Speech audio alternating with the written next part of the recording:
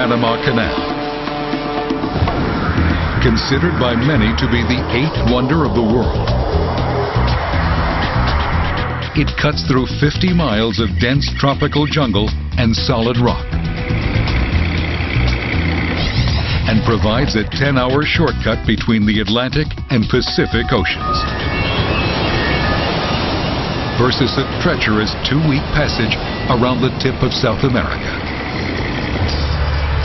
Each year, thousands of ships go through the canal and are literally lifted across Panama's mountains by a remarkable series of water elevators and man-made lakes.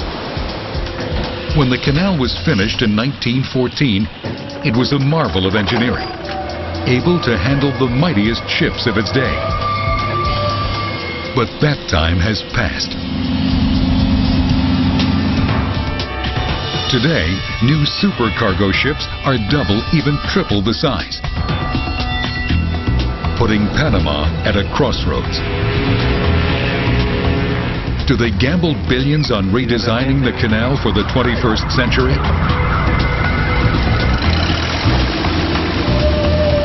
Or lose billions in revenue from all the ships the canal can't handle?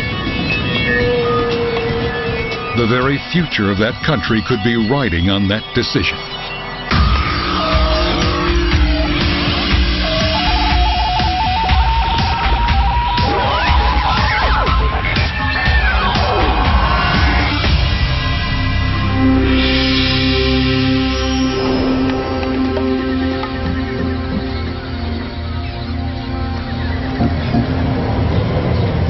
It's 6:30 in the morning at the Atlantic entrance to the Panama Canal.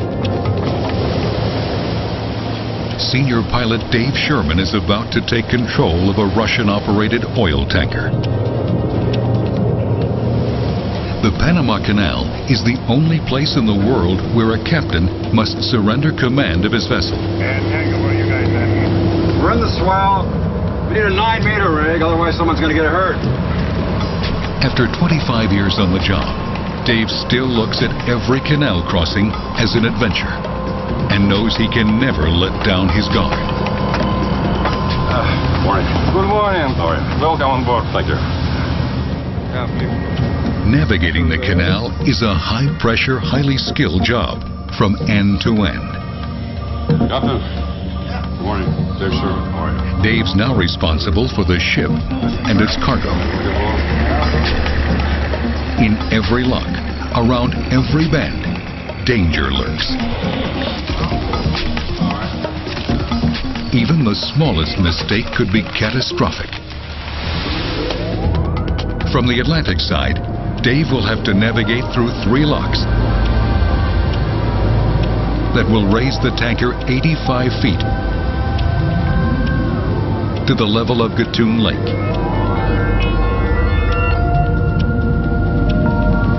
At the other end of the lake, another set of locks will lower the ship back down to reach the Pacific.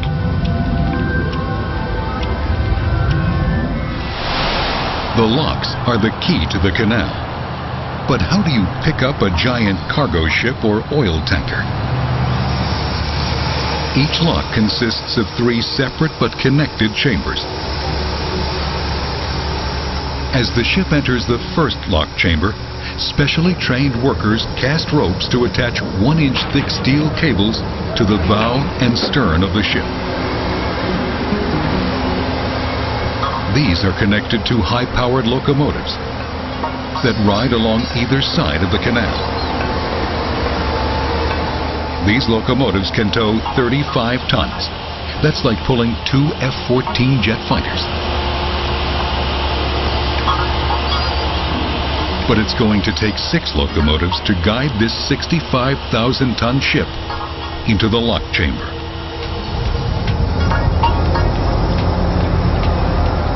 Dave slows the engines. It's here in the locks that his piloting skills first come into play.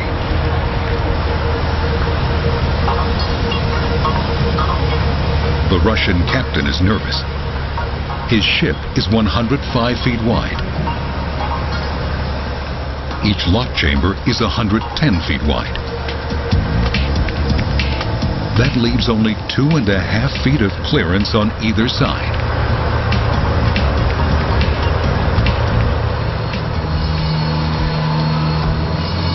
By constantly adjusting the tension on the cables, the locomotives keep the ship centered in the lock chamber. Their movement must be perfectly synchronized to keep the cables taut.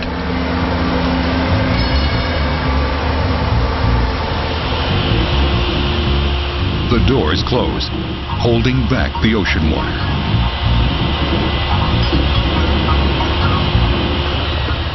Up in the nearby control tower, operators turn the valves, releasing fresh water from Gatun Lake to raise Dave's ship. Control house.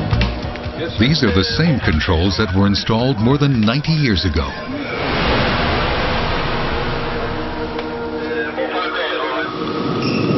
Gravity pulls the water down from the lake and sends it into the lock chamber through 100 man-size holes in the floor. The rising water begins to lift the ship to the level of the next chamber. The water must fill evenly. Any turbulence could smash the ship against the sides, snapping the taut half-ton steel cables with enough force to slice a person in half.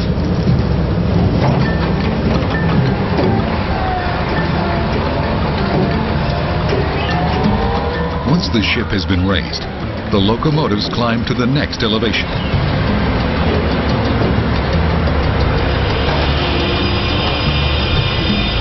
The 750-ton doors slowly swing open.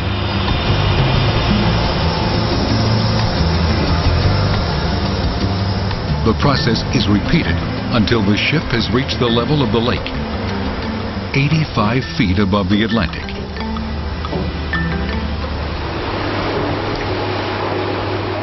A ship of this size is considered a Panamax ship because it is the maximum size that can fit through the Panama Canal. When the canal first opened in 1914, the size of the locks in Panama actually set the standard for shipbuilders.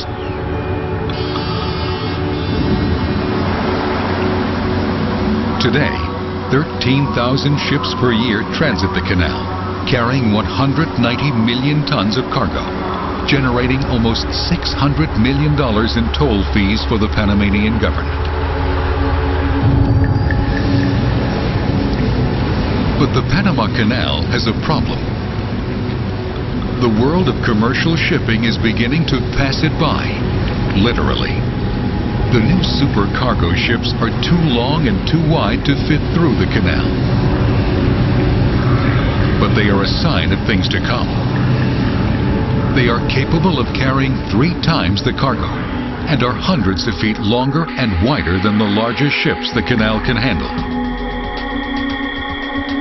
Either the Panama Canal grows with the commercial shipping industry, or it will be left behind. Next up on Extreme Engineering, how do you fit a 300-foot wide ship through a 100-foot wide canal? These super ships are leading the container and bulk cargo business. Today, they make up 20% of the ships at sea. By the year 2020, that number will at least double. For these megaships, it's as if the Panama Canal was never built. The U.S. began relinquishing control of the canal to Panama in 1979, making this tiny country of only 3 million people a major player in international commerce. And yet, few suspected the true cost. They would soon discover that their golden egg had lost some of its luster. Not only were they losing business to the supercargo ships, but the canal itself had become dangerously run down. Major improvements were needed, and quickly, simply to keep the Panama Canal open.